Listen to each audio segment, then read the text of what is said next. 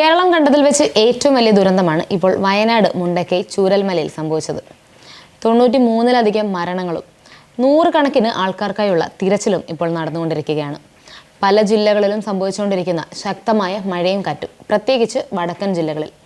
നമുക്ക് ചെയ്യാൻ പറ്റുന്നത് എല്ലാവരും ജാഗ്രത പാലിക്കുക, അധികൃതരുടെ നിർദ്ദേശപ്രകാരം സുരക്ഷിത സ്ഥലങ്ങളിലേക്ക് മാറുക. വീട്ടിലേക്ക് വെള്ളം കയറുന്നു എന്ന് നിങ്ങൾക്ക് തോന്നിയാൽ ചെയ്യാൻ കഴിയുന്ന ചില കാര്യങ്ങൾ: വീട്ടിലെ ഇലക്ട്രിസിറ്റി ആദ്യം തന്നെ ഓഫ് ചെയ്യുക.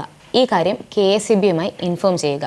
വീട്ടിൽ ഇൻവെർട്ടർ ഉള്ളവരാണെങ്കിൽ ഇത് ആദ്യം തന്നെ ഡിസ്കണക്ട് ചെയ്യാനും മറക്കരുത്. വെള്ളം കയറിയ വീടുകളിൽ നിന്നും സാധനങ്ങൾ എടുത്തു മാറ്റാൻ ശ്രമിക്കുകയാണെങ്കിൽ ഷൂ നിർബന്ധമായും ധരിക്കുക. നിങ്ങളുടെ സർട്ടിഫിക്കറ്റ്സും ഡോക്യുമെന്റ്സും സുരക്ഷിതമായി മാറ്റിവെക്കുക. വീടുകളിൽ വെള്ളം കയറുന്നു എന്ന് തോന്നിയാൽ വീടിന്റെ ഗേറ്റ് തുറന്നിടാൻ മറക്കരുത്.